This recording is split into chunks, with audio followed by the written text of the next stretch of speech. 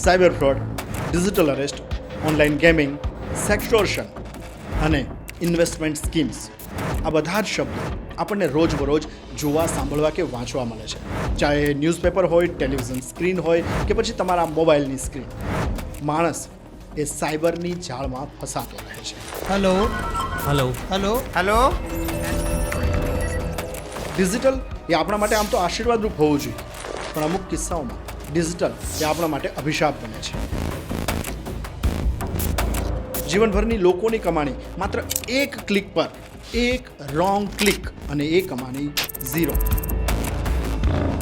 સાયબરની આ બધી જ સમસ્યાઓનું સમાધાન છે આપણી સમજદારી. જો સમજદારી અને સભાનતાપૂર્વક આપણે ડિજિટલ યુગમાં રહીએ તો આપણે ઓનલાઈન ચીટિંગથી બચી શકીએ. માટે જ આજનો આ પોડકાસ્ટ તમારા માટે છે. આ પોડકાસ્ટના દરેક સવાલમાં સાયબર ફ્રોડથી તમે કેવી રીતે બચી શકો એની સમજ રહેલી છે. જો તમે તમારા નજીકના વર્તુળને અને પોતાની જાતને આ સાયબર ફ્રોડથી બચાવવા માંગતા હોય તો એક સવાલ બહુ જ ધ્યાનથી સાંભળજો, જે તમારા માટે બહુ જ જરૂરી છે. સાયબર ક્રાઇમને લગતા ઘણા બધા સવાલોના જવાબ આપવા માટે આજે આ પોડકાસ્ટમાં આપણી સાથે ખાસ જોડાયા છે ગુજરાત રાજ્યના સાયબર ક્રાઇમ સેલના એસપી ભરતસિંહજી ટાંક સાહેબ.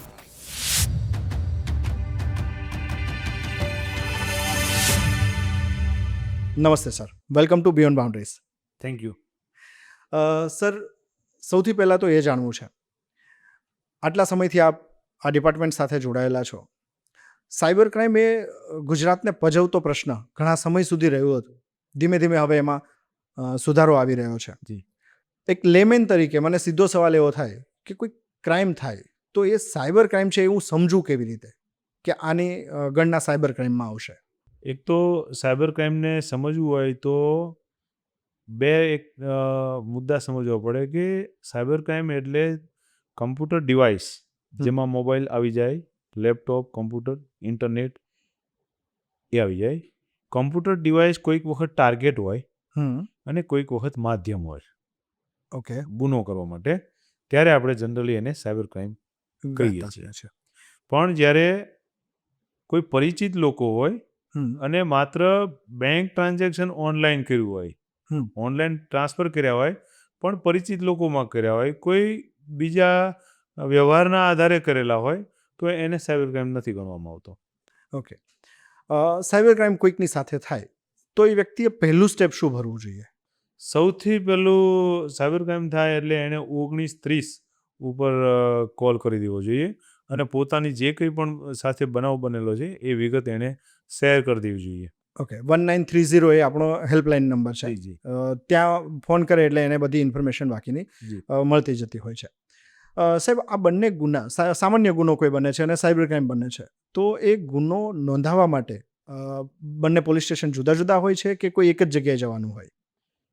ગુનો નોંધવા માટે જે સાયબર ક્રાઇમનો ગુનો નોંધવો હોય તો સૌથી પહેલાં 1930 ઉપર અહીંયા ફરિયાદ કરવામાં આવે. તો ફરિયાદ થઈ જાય પછી અમે એની ફરિયાદ ઓનલાઈન લખી અને જે તે વ્યક્તિ પોતાનું પોલીસ સ્ટેશન બતાવે કે હું આ પોલીસ સ્ટેશનની હદમાં રહું છું, તો એ પોલીસ સ્ટેશનને અમે અહીં માર્ક કરીએ એટલે એની ફરિયાદ અહીંયા નોંધાઈ જાય અને સાથે સાથે જે તે પોલીસ સ્ટેશનને ટ્રાન્સફર થઈ જતી હોય છે. ઓકે. એટલે ઓનલાઈન ફોનથી પોતાની ફરિયાદ નોંધાવી શકે છે. સાથે સાથે જે સામાન્ય અલગ પ્રકારના જે બીજા ગુના છે, નોર્મલ ગુના જેને ગણતા હોય, તો એના માટે પોલીસ સ્ટેશન અલગ છે. અને સાયબર ક્રાઇમ માટે પૂરા ગુજરાતમાં દરેક જિલ્લાની અંદર, દરેક સિટીની અંદર સાયબર ક્રાઇમ પોલીસ સ્ટેશન ઘોષિત કરવામાં આવ્યા છે ગુજરાત સરકાર દ્વારા, અને સ્ટેટ સાયબર ક્રાઇમ સેલનું પણ એક અલગથી એક પોલીસ સ્ટેશન જાહેર કરવામાં આવ્યું છે. તો ત્યાં સાયબર ક્રાઇમના જ ગુના નોંધવામાં આવતા હોય છે. ગુનાઓની સંખ્યામાં વર્ષો વર્ષ શું સ્થિતિ હોય છે? ગુનાઓનું સોલ્યુશન કેટલું હોય છે? વર્ષે અંદાજે કેટલા ગુના નોંધાતા હશે? ગુનાની અંદર ગણીએ તો અમારે ત્યાં 2024નું જે વર્ષ છે એ ખૂબ વધારે ગુના 2024માં નોંધાયા. જ્યારે 21, 22 અને 23ના જે ફરિયાદો અમારે ત્યાં નોંધાઈ હતી એ 3 વર્ષની જેટલી જ ફરિયાદો 2024માં નોંધાઈ. એક વર્ષમાં નોંધાઈ. ઓકે. અને એના પછી જે કોલર ટ્યુન શરૂ કરવામાં આવી, અવેરનેસના પગલાઓ લેવામાં આવ્યા, અને પેપર મીડિયાએ પણ ખૂબ સહકાર આપ્યો આ બાબતમાં. તો એના કારણે આ 2025ની અંદર લગભગ 25% ક્રાઇમ ઘટ્યું છે. ઘટ્યો છે. અચાનક 24માં ગુનાઓ વધવાનું કારણ શું હોઈ શકે સાહેબ?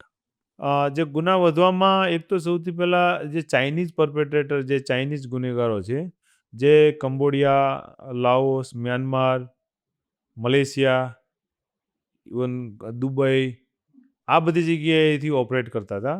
અને એ લોકોએ એટલો બધા ગુનાઓ કર્યા અને એને પકડવા બહુ મુશ્કેલ હતા.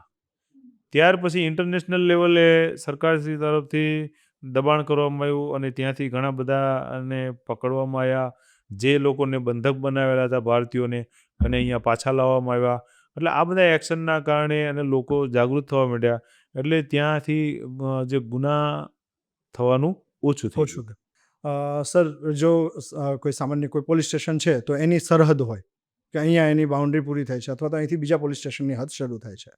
સાયબરને સીમાડા નથી હોતા, બરાબર. તો એ કેટલું ચેલેન્જિંગ તમને ફીલ થતું હોય છે? એ ખૂબ મોટી ચેલેન્જ છે કે લૉની એક બોર્ડર છે, જે ઇન્ડિયન લૉ છે એની એક બોર્ડર છે, ઇન્ડિયાની અંદર રહીને જ કામ કરી શકે, પણ ટેકનોલોજીની કોઈ બોર્ડર નથી. એટલે બિયોન્ડ બોર્ડરથી પણ જ્યારે સાયબર ક્રાઇમ થતા હોય ત્યારે ઇન્ટરનેશનલ લૉ, એનું મિકેનિઝમ એટલું બધું સ્ટ્રોંગ નથી, જેથી એ ગુનેગારોને પકડવા હોય, એની માહિતી મેળવવી હોય તો સાયબર ક્રાઇમ પોલીસ માટે ખૂબ ચેલેન્જિંગ છે. અને એના કારણે ઘણા બધા ગુનાઓ અનડિટેક્ટ રહેતા હોય છે. અને ખાસ કરીને જ્યારે પાકિસ્તાન છે, ચાઇના છે, આ બધા દેશોથી જ્યારે ગુનાઓ થતા હોય તો ત્યાંની સરકાર તો કોઈ રીતે કોઓપરેટ કરે નહીં, એટલે એ ગુનાઓ પછી અનડિટેક્ટ રહેતા હોય છે. અમારા માટે આ ટેકનોલોજી કલ્લી જે બિયોન્ડ બાઉન્ડ્રીથી જે ગુના થતા હોય એ બહુ ખૂબ મોટી ચેલેન્જ છે. કયો દેશ આપણા માટે સૌથી મોટો દુશ્મન સાયબરની દ્રષ્ટિએ છે? સાયબરની દ્રષ્ટિએ જોઈએ તો ચાઇના તરફથી ચાઇનીઝ લોકો, દેશ તો આપણે ન કહી શકીએ, પણ ચાઇનીઝ લોકો ગુનો કરતા હોય છે. એ ચાઇનાથી પણ કરતા હોય, હોંગકોંગ, અલગ અલગ બધા દેશોમાંથી ચાઇનીઝ લોકો ગુનામાં સંડોવાયેલા દેખાય છે. એક ચાઇનીઝ એપ હતી ટિકટોક, જેના ઉપર આપણી સરકારે બેન લગાવ્યો, પણ એના સિવાય એના અલ્ટરનેટ જેવી ઘણી બધી બીજી એપ પણ છે. તો એક એપ બંધ થઈ જવાથી આપણને એક ડર હોય કે ભાઈ સેફટી નહીં રહે, તો બીજી બધી એવી અલ્ટરનેટિવ એવી જ એપ હોવાથી સેફટીના ધોરણો જળવાઈ રહે ખરા? સેફટી તો કેવું છે કે જે દેશથી ચાલતી હોય એ જે એપ ચલાવનાર છે એ માહિતી દેવા બંધાયેલો હોય, કોઓપરેટ કરતા હોય. ટિકટોક ચાઇનાથી ચાલતું હોય તો એ ક્યારેય માહિતી આપે નહીં. એટલે માન લો કે પ્લેટફોર્મ તો પ્લેટફોર્મ છે, પ્લેટફોર્મ ઉપર જ્યારે ગુનો બને ત્યારે જ એ પ્લેટફોર્મની આપણે જરૂર પડતી હોય. જ્યારે કોઈ વિડીયો વાયરલ થયો કે કંઈ પણ થયું, એ ગુનો બન્યો પ્લેટફોર્મના મારફતે, ત્યારે એ પ્લેટફોર્મનો સંપર્ક કરવાની જરૂર પડતી હોય. અને જ્યારે કોઓપરેટ ન કરે તો આપણા માટે ખૂબ હેડેક થતું જાય અને ગુનેગારોને છુપાવવા માટેનું એક સરસ મજાનું માધ્યમ મળી જાય. જે બીજી એપ ચાલતી હોય એ જે નુકસાન કરતી હશે કે ફાયદો કરતી હશે કે કોમ્યુનિકેશન કરતી હશે, એ તો બીજાની જેમ જ કરતી હશે. પણ આપણા માટે સરળ વસ્તુ એ છે કે જ્યારે એ પ્લેટફોર્મ ઉપર ગુનો બને તો આપણે તાત્કાલિક એનો સંપર્ક કરી શકીએ અને માહિતી મેળવી શકીએ, ગુનેગારને શોધી શકીએ.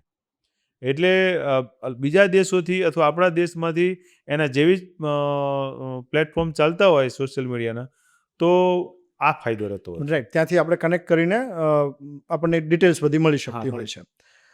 સર, સૌથી વધારે સોફ્ટ ટાર્ગેટ વડીલોને બનાવાતા હોય છે આમાં, અને ખાસ કરીને કોલ ઉપર એમને અરેસ્ટ કરવામાં આવતા હોય છે. તો એમાં ડિજિટલ અરેસ્ટવાળી મેટરમાં તમે કેવી રીતે લોકો માટે અવેરનેસને પગલાં લેતા હો છો? એક તો સૌથી પહેલાં જ્યારે વડીલ લોકો હોય, જે 60 ઉપરની ઉંમરવાળા લોકો હોય, એ લોકોના અમુક થોડાક પ્રશ્નો હોય. એ ઉંમર, અમુક ઉંમર એવી છે કે જ્યારે એનું એનાલિસિસ જે યંગ એજમાં કરી શકતા હોય એટલું એનાલિસિસ એ ન કરી શકે. અસલી નકલી વચ્ચેનો જે ભેદ છે એ પારખવામાં ઘણી વખત એ ફેલ થતા હોય. બીજું, આ ઉંમરના મોટાભાગના લોકો ટેકનોલોજીકલી એટલા સાઉન્ડ હોતા નથી. કારણ કે એ એક સમયે જ્યારે ભણતા હતા એ વખતે આ ટેકનોલોજી નહોતી. એટલે ઘણા વડીલો આ ટેકનોલોજીથી જાણકાર નથી અને આ ટેકનોલોજીની આ દુનિયાની અંદર એકચ્યુઅલી કઈ રીતે ચાલે છે એ એમને ખબર નથી હોતી. એટલે અજ્ઞાનતાના કારણે પણ આની અંદર ભોગ બનતા હોય છે. અને ત્રીજી વસ્તુ, જે ઉંમરલાયક લોકો હોય, બહુ ઓછા લોકોના સંપર્કમાં હોય, એ એના રૂટીનમાં હોય. એટલે જ્યારે એને કંઈ હેલ્પની જરૂર પડે, એને કંઈ સમજવું હોય, ત્યારે એની પાસે એવું કંઈ ગ્રુપ કે એવું કંઈ નથી હોતું. એટલે એને જે પ્રશ્ન હોય અથવા એની સામે કોઈ પ્રલોભન આવ્યું હોય, એને જે કંઈ પણ સામે દેખાય છે એ બાબતે ચર્ચા કરવા માટે એની પાસે કોઈ હોતું નથી. અને અમારે ત્યાં અહીંયા ઘણી વખત જ્યારે વિક્ટિમ આવે અને ઘણા બધા પૈસા ગુમાવ્યા હોય, ત્યારે અમે એને પૂછીએ તો એ મોટા ભાગે એવું જ કહેતા હોય કે સાહેબ, હું મારા કામથી કામ રાખવાવાળો માણસ છું, હું બસ મને એકલા રહેવું જ પસંદ છે. તો આ પ્રકારના માણસો હોય એ આની અંદર ટાર્ગેટ બનતા હોય છે. ઓકે, એટલે એમની સાયકોલોજી અમે એકલા રહેવાની હોય અથવા તો મોબાઈલની સાથે કે પોતાના ઇન્સ્ટ્રુમેન્ટ સાથે અજ્ઞાનતા. વધારે હોય એ લોકો. સર, બીજું એક આ લોકોમાં સૌથી વધારે જો જોયું છે, જેમ તમે કહ્યું કે ત્યાં અજ્ઞાનતા છે, સામે વધારે જાણે છે એ લોકો પણ ફસાતા હોય છે ઘણીવાર. કોઈક લિંક પર ક્લિક કરી દીધું, કોઈ ફોટોગ્રાફ્સ આવ્યો અને એના ઉપર ક્લિક કર્યું. તો યંગસ્ટર્સમાં કેટલું પ્રમાણ જોવા મળે છે સાયબરમાં ફસાવાનું? યંગસ્ટર જે લોકો ફસાય છે, એક તો જે ગેમ્બલિંગ એની આદતોમાં ઘણા બધા ફસાય છે. બાકી જે બીજો સામાન્ય જે રીતે ઓટીપી આપવાની બાબત હોય કે બીજા જે સાયબર ક્રાઇમના ટાસ્કના કામ હોય, આ પ્રકારના કામની અંદર એ લોકો યંગસ્ટર છે, એકદમ યંગસ્ટર જેને કહેવાય કોલેજની આજુબાજુના જે ઉંમરના છે, એ લોકો ઓછા ફસાય છે. કારણ કે એ લોકો પાસે બેઝિકલી મની પાવર એટલો બધો હોતો નથી કે જે કોઈ જગ્યાએ આ પ્રકારનું ટ્રાન્ઝેક્શન કરી શકે. એટલો મની પાવર કોલેજમાં રહેતા હોય, સ્કૂલના હોય, એ નથી. પણ ગેમિંગના અનુસંધાનમાં ઘણા બધા પૈસા એ લોકો ગુમાવતા હોય અને નાની રકમો હોય જે આગળ જતાં એના માટે એક મોટી જબરી પ્રશ્ન પેદા કરી દેતા હોય છે. બીજું, આ વાત ઉપરથી એવું લાગે કે પોલીસ માત્ર ને માત્ર ફાઇનાન્શિયલ ફ્રોડ માટે જ કામ કરી રહી છે. તો જે સોશિયલ મીડિયાની ભોગ બનનાર બહેનો હોય, બાળકો હોય, વડીલો હોય, એના માટે શું? માત્ર હેરેસમેન્ટ થતું હોય તો એના માટે શું? તો એના માટે અમારે ત્યાં એન્ટી બુલિંગ યુનિટ બનાવવામાં આવ્યું છે, જે પૂરા ભારત દેશની અંદર સૌથી પહેલું અને એકલું ગુજરાતમાં જ છે, કે જેની ફરિયાદો પણ અમે લઈએ છીએ. અને અહીંયા ગુજરાતમાંથી દરરોજ લગભગ 100-150ની આજુબાજુ ફરિયાદો આવતી હોય છે હેરેસમેન્ટની, જેમાં પૈસા નથી ગયા. કોઈનું વિડીયો વાયરલ છે, કોઈને અનનોન કોલ આવે છે, કોઈને અજુગતી માંગણી કરવામાં આવે છે, કોઈના અલગ પ્રકારના રીતે બનાવ બનતા હોય કે જેમાં નાણાં ઇન્વોલ્વ નથી, પણ હેરેસમેન્ટ છે. તો અમે એન્ટી બુલિંગ યુનિટ એક બનાવ્યું છે. ઘણા લોકોને સુસાઇડના વિચારો આવતા હોય, તો એ લોકો પોસ્ટ મૂકતા હોય કે હું સુસાઇડ કરવા જાઉં છું, તો ફેસબુક, ઇન્સ્ટાગ્રામ એના તરફથી અમને સીધા ઈમેલ આવે છે કે આ વ્યક્તિએ એક પોસ્ટ મૂકી છે સુસાઇડ કરવા બાબતની, એની આટલી વિગતો છે, એનો સંપર્ક કરો. અને અમે અહીંથી સીધો સંપર્ક કરીએ છીએ અને એને બચાવીએ છીએ. અત્યાર સુધીમાં લગભગ 70 જેટલા વ્યક્તિઓને આવી રીતે જે સુસાઇડ કરવાની વાત કરતા હોય, જે સ્ટ્રેસમાં હોય, એને અમે લોકોએ રેસ્ક્યુ કરાવ્યા છે. અને ઘણા તો એવા બનાવો છે કે જે બનાવોમાં વ્યક્તિ પોસ્ટ મૂકી, દવા પી અને સૂઈ ગયો છે બાજુના રૂમમાં, ઘરના લોકોને ખબર નથી અને પોલીસ ત્યાં પહોંચી અને જગાડે છે કે તમારે ત્યાં આ ભાઈ છે એ દવા પીને સૂતો છે. એટલે અને એ બચી લો છે. તો આ પ્રકારની જ્યારે ઘટનાઓ છે તો ત્યાં પણ પોલીસ સપોર્ટ આપે છે. ઘણી બહેનો કોઈથી ભૂલ થઈ ગઈ હોય, કોઈ વિડીયો અપાઈ ગયો હોય, કોઈ ફોટા અપાઈ ગયા હોય અને એના માટે ખૂબ સ્ટ્રેસફુલ થઈ જાય, એની જિંદગી બદતર બનવાનું એને આમ દેખાતું હોય, આપણને કહે કે સાહેબ જો આ વિડીયો અમારો વાયરલ થયો છે એ દૂર નહીં થાય તો અમારે સુસાઇડ કરવાનો વારો આવશે. એવા સમયે સ્ટેટ સાયબર ક્રાઇમ સેલની જે એન્ટી બુલિંગ યુનિટ છે એ 24 કલાક કામ કરે છે અને કન્ટેન્ટ દૂર કરાવે છે અને એ લોકોને રાહત થાય છે. ઘણા બધાના Facebook profile, Instagram profile hack થઈ જાય, એનાથી અશ્લીલ મેસેજ જતા હોય, પોતે બદનામ થાય, તો એવા સંજોગોમાં એ પ્રોફાઇલને પાછી લાવવાનું કામ અમે કરીએ. કોઈના નામના ખોટા પ્રોફાઇલ બની ગયા હોય અને બદનામ કરતા હોય તો એને અમે કન્ટેન્ટને દૂર કરાવીએ. તો બહુ મલ્ટિપલ રીતે સ્ટેટ સાયબર ક્રાઇમ સેલ કામ કરી રહ્યું છે. અમારે ત્યાં પ્રિવેન્શન યુનિટ છે કે જે સાયબર પેટ્રોલિંગ કરે છે અને સતત વોચ રાખતું હોય છે. કઈ પ્રોફાઇલ છેતરપિંડી માટેની છે, એવી કઈ ઓફરો કરી રહી છે, OLX ઉપર કે ફેસબુક માર્કેટ પ્લેસ ઉપર એકદમ સસ્તી ચીજો વેચવા મૂકી હોય, એની જોડે ઇન્ટરેક્શન કરી અને અમને ડાઉટ જાય તો અમે એ કન્ટેન્ટ આખું અમે દૂર કરાવીએ છીએ, એ પ્રોફાઇલને દૂર કરાવીએ છીએ. તો કહેવાનો મતલબ માત્ર ડિટેક્શન નહીં, માત્ર પૈસા પાછા લાવવાનું નહીં, પણ જે કહેવાય કે માનસિક હેરાનગતિવાળી વાત હોય તો ત્યાં પણ પોલીસ છે. ઇવન પ્રિવેન્શન માટે મોબાઈલ બ્લોક કરાવો, મોબાઈલ નંબર જે હેરાન કરતા હોય એને બ્લોક કરાવવાનું કામ હોય, આ પ્રકારનું કન્ટેન્ટ ક્યાંય હોય તો એને દૂર કરાવવાનું કામ હોય, તો એ પણ સ્ટેટ સાયબર ક્રાઇમ સેલ કરી રહ્યું છે. એટલે મલ્ટીફેસેટેડ વર્ક આપણે ત્યાં થઈ થતું રહ્યું છે. રહે છે. ત્યારે બહુ ડિજિટલ ક્રાંતિ ગણાય છે આમ તો. ડિજિટલને તમે શ્રાપ ગણો કે અભિશાપ ગણો? ડિજિટલ ક્રાંતિ છે એ ડિજિટલ ટેકનોલોજી છે, એ ટેકનોલોજીને એક ટેકનોલોજીની જેમ જ જોવું જોઈએ. અન્ય ટેકનોલોજી છે એમાં ટેકનોલોજી છે, એનો યુઝર કે એનો વિક્ટિમ હોઈ શકે અને એના ઉપરથી એના માટે એ શાપ છે કે અભિશાપ એ સાબિત થાય. એટલે હું એવું કહું છું કે આ ટેકનોલોજી એક તથ્ય છે, એ તથ્યની સાથે કેવી રીતે તમે મરોડી અને કામ રજૂ કરો છો, પોતાની વાત રજૂ કરો છો, તો કોઈક જગ્યાએ એ ટેકનોલોજીથી ગુનો થઈ શકે, કોઈ જગ્યાએ એ ટેકનોલોજીની અજ્ઞાનતાના કારણે ગુનાનો ભોગ પણ બની શકે. એટલે મૂળ મુદ્દો ટેકનોલોજી નથી, મૂળ મુદ્દો છે યુઝરનું માઇન્ડસેટ કેવું છે એ છે. અહીં જ્યારે લોકો ફરિયાદ માટે ઘણી વખત આવતા હોય તો એમનો ફર્સ્ટ થોટ મતલબ એમને અફસોસ છે કઈ વાતનો હોય, ક્યાં એ લોકો થાપ ખાઈ ગયા છે? કારણ કે આવીને કંઈક વાત બી કરતા હશે કે અમે આ જગ્યાએ થાપ ખાઈ ગયા.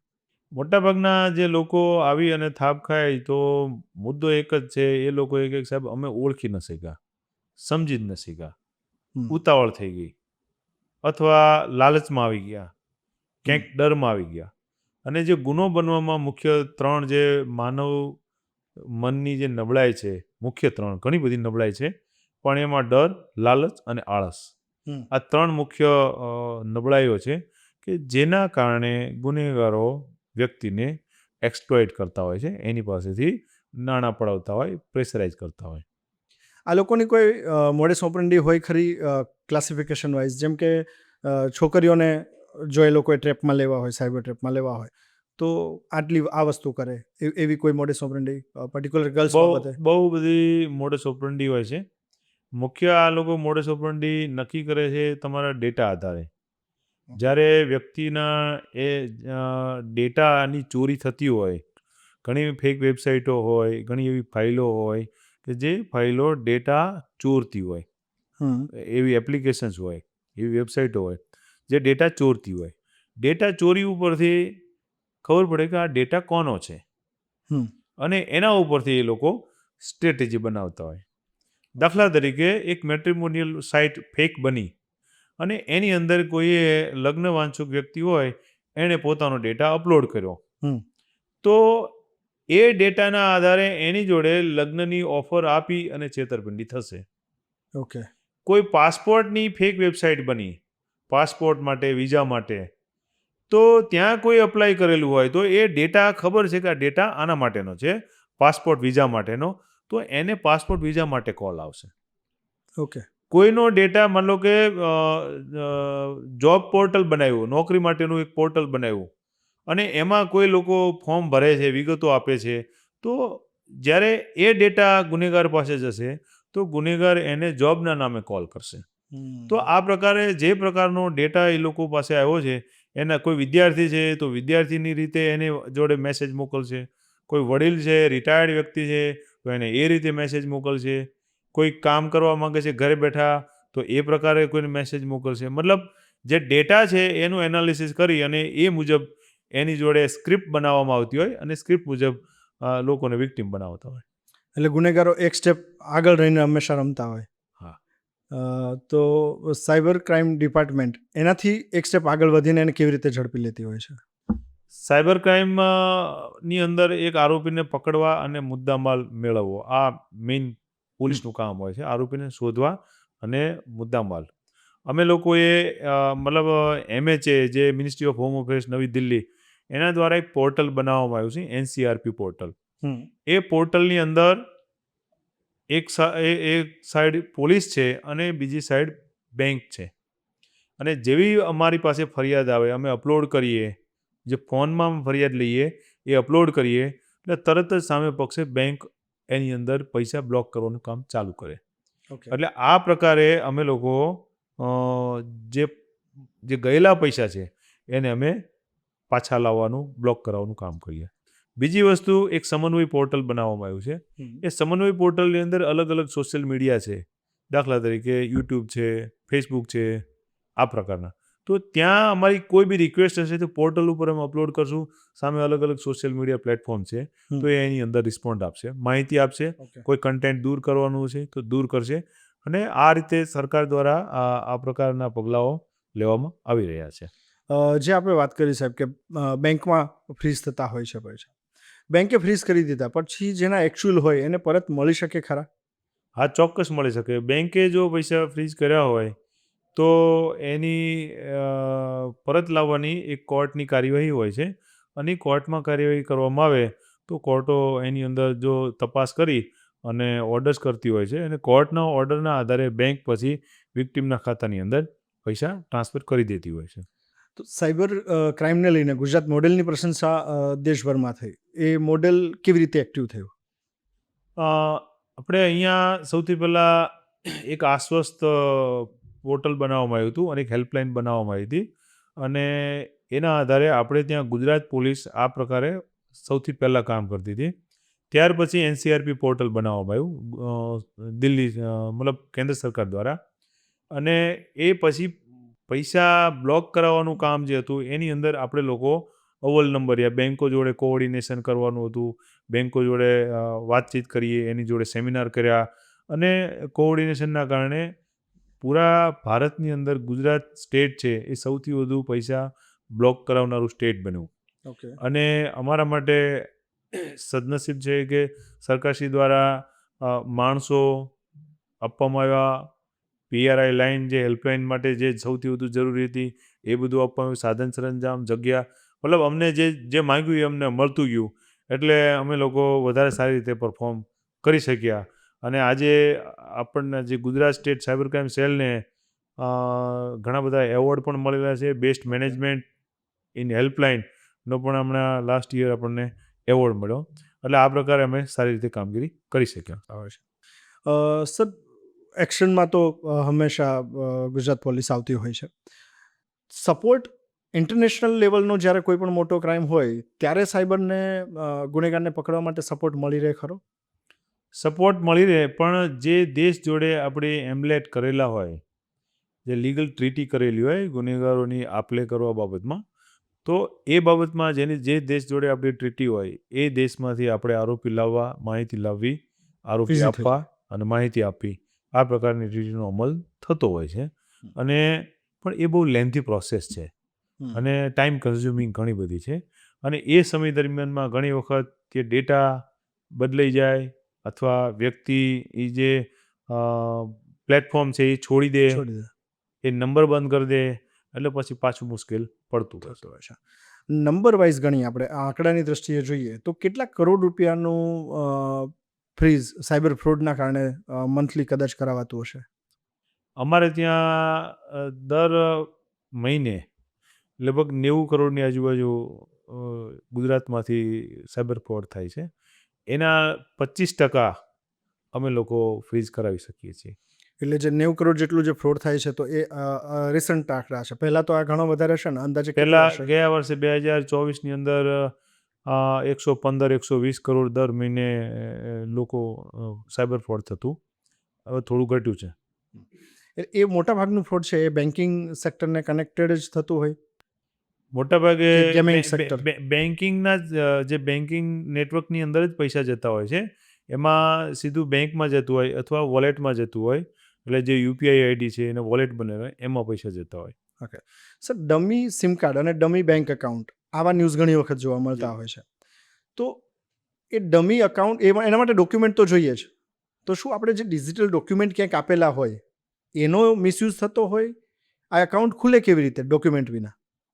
ડોક્યુમેન્ટ જે ગુનેગાર લોકો, એની અંદર એક ત્રીજું લેયર છે. એક વિક્ટિમ છે, એક આ ગુનો કરનારા લોકો છે, અને ત્રીજું લોકો છે કે જે આ ગુનો કરેલા પૈસા છે એને સેટલ કરી આપે. એ પ્રકારનું અમુક નેટવર્ક કામ કરતા હોય. એ લોકો ગરીબ માણસો જે હોય કે જેને પૈસાની ખૂબ જરૂરિયાત હોય અથવા બહુ ના સમજ લોકો હોય તો એ લોકોને લાલચ આપી અને એમને પાસે એકાઉન્ટ ખોલાવડાવતા હોય છે. એટલે આમાં દર વખતે એવું નથી કે કોઈના ડોક્યુમેન્ટ એની જાણકારી વગર ખાતા ખુલતા હોય. એ એની પસંદગીથી એની સહી લઈને જ ખોલાવવામાં આવતા હોય છે.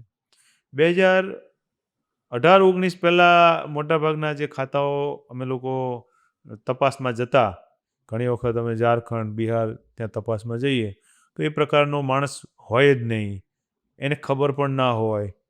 આવું બનતું સરનામા વગરના. પણ ત્યાર પછી બેન્કિંગમાં ખૂબ સ્ટ્રિક્ટ કરવામાં આવ્યું, કેવાયસી વેરિફિકેશન ને બધું. એટલે જે ડમી એકાઉન્ટ એટલે એવું નહીં કે માણસને ખબર જ નથી.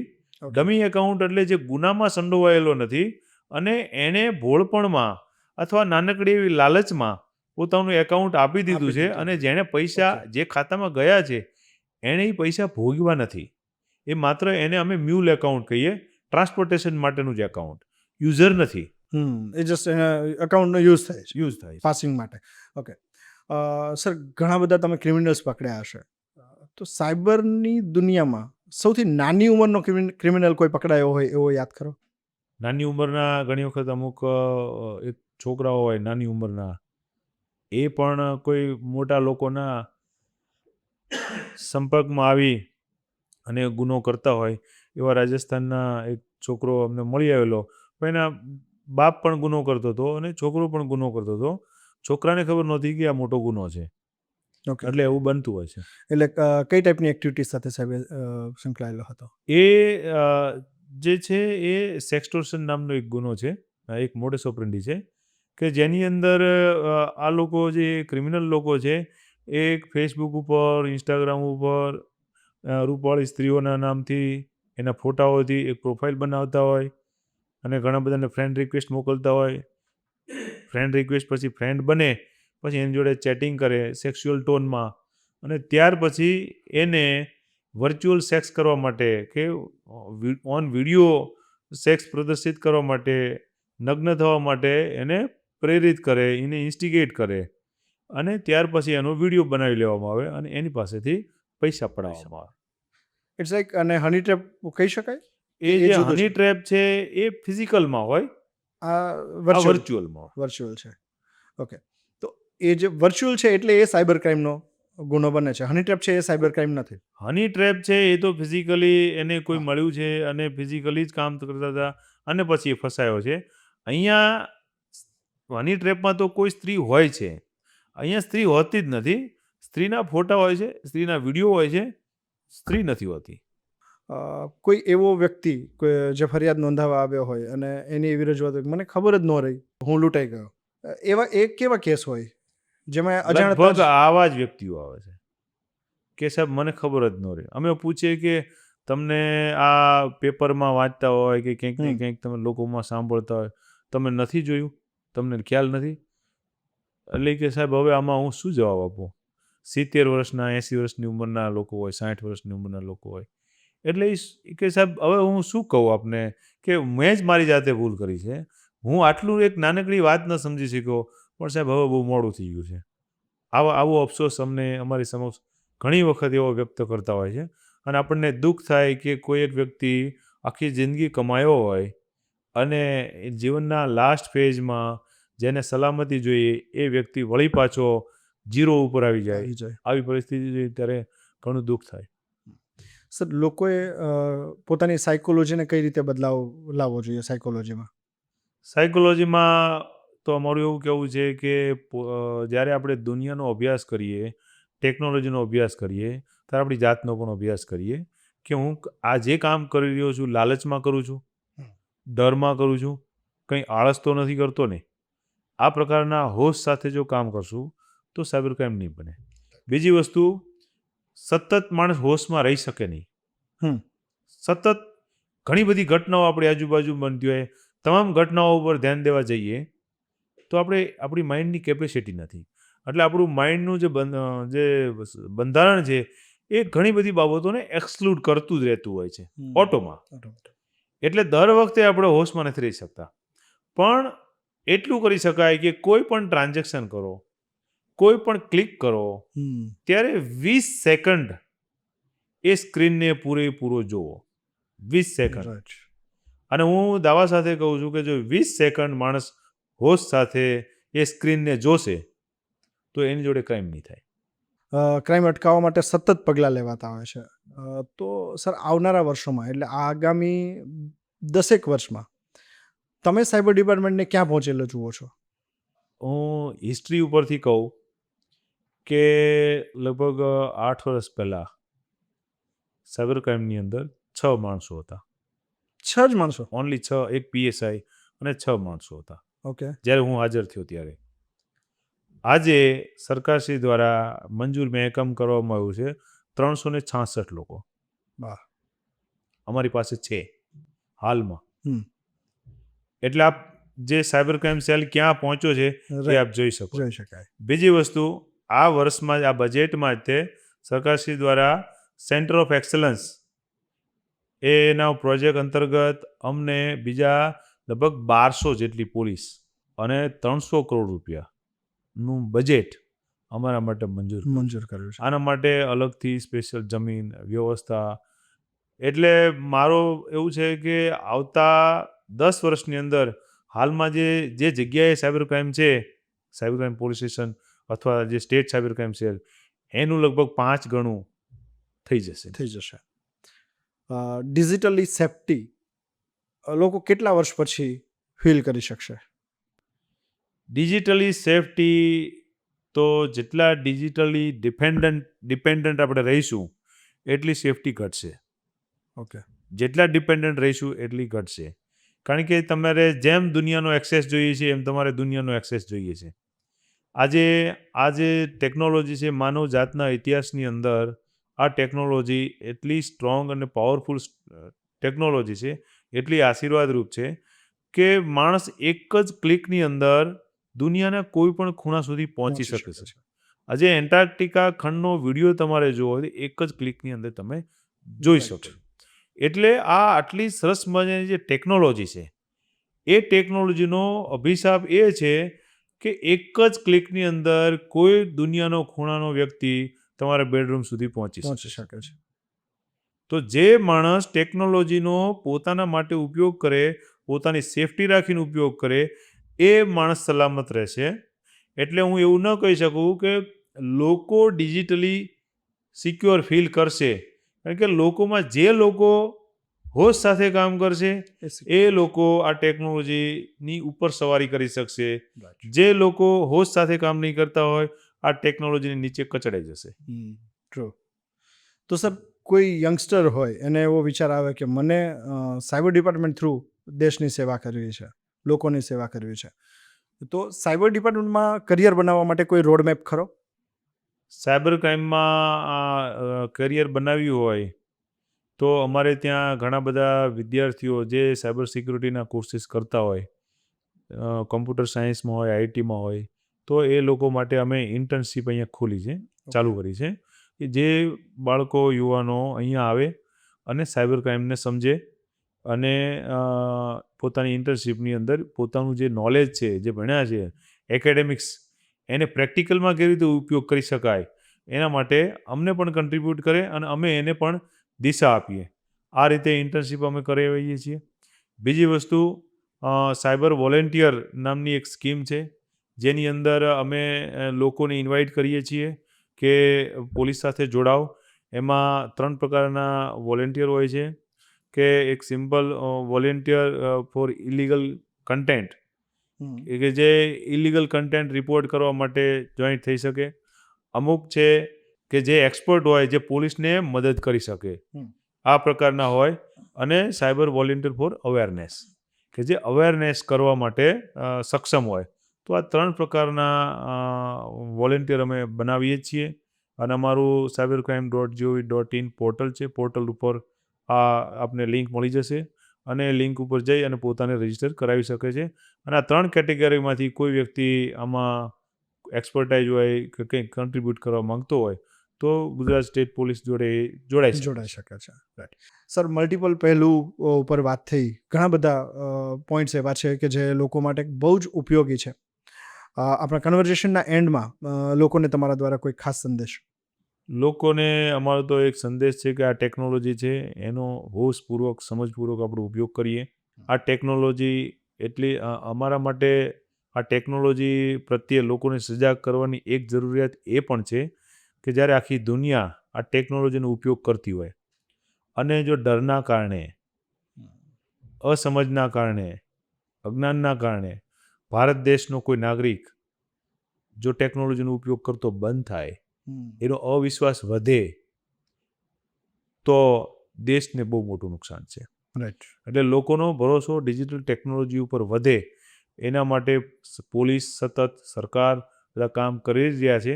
પણ છતાંય જ્યારે ટેકનોલોજીનો ઉપયોગ કરતા હોય ત્યારે એકદમ હોશ સાથે કામ કરવું જોઈએ. બીજી વસ્તુ કે જેટલી સ્પીડવાળી ગાડી એટલી એલર્ટનેસ વધારે જોઈએ. તો આની સ્પીડ સૌથી વધુ છે આ ટેકનોલોજીની, તો આપણી એલર્ટનેસ એટલી વધારે હોવી જોઈએ. આ એકમાં હું લોકોને આપના માધ્યમથી કહી શકું. અને છતાંય કોઈથી ભૂલ થઈ જાય, જેના સુધી આ સંદેશ નથી પહોંચ્યો, તો એને બીજો છેલ્લો સંદેશ આપી દેવો કે જ્યારે કંઈ પણ ભૂલ થઈ જાય કે ગુનો બની જાય તો 1930ને યાદ રાખો અને 1930 ઉપર તાત્કાલિક આપની ફરિયાદ નોંધાવી શકો છો.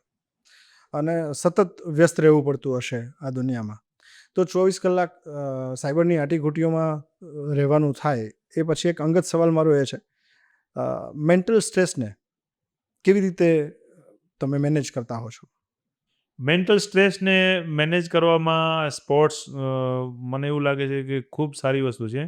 અને પર્સનલી હું લોન ટેનિસનો પ્લેયર છું અને દરરોજે સવારમાં 1.5-2 કલાક ટેનિસ રમી અને પછી જ હું અહીંયા આવું છું. એટલે એટલો ફ્રેશ હોય અને અમારી સવાર જ એટલી સ્પીડમાં પડતી હોય એટલે અહીંયા આવીને સ્પીડ પકડવાની જરૂર પડતી નથી અને એકદમ ફ્રેશ રહી અને છેક સુધી કામ કરીએ છીએ. બીજી વસ્તુ કે જ્યારે તમે તમારી જાતને બચાવવાની કોશિશ કરતા હોય કોઈ એક પ્રશ્નમાં, ત્યારે તમને સ્ટ્રેસ રહેતો હોય. તમારી પાસે જ્યારે કોઈ કામ કરાવતું હોય, તમે બચવા માંગતા હોય, કોઈ કામ કરાવવા માંગતું હોય, સરકાર શી કરાવવા માંગતી હોય, ઉપર અધિકારીઓ કામ કરાવતા હોય, કોર્ટ કરાવતી હોય, જ્યારે પરાણે કરાવતા હોય ત્યારે સ્ટ્રેસનો અનુભવ થાય. પણ જ્યારે તમને લોકોને દુઃખી માણસને જોઈને તમને જ મન થતું હોય તો જીતુભાઈ એનું કોઈ સ્ટ્રેસ હોતો જ નથી. સામેથી આવવાના કોઈ કામ થાય તો સ્ટ્રેસ અગાઉનો કંઈ હોય તો પણ ઘરનો સ્ટ્રેસ હોય તો પણ રિલીઝ થઈ જાય. Thank you very much. બહુ સારી માહિતી સાહેબ આપે આપી. Thank you. Thank you.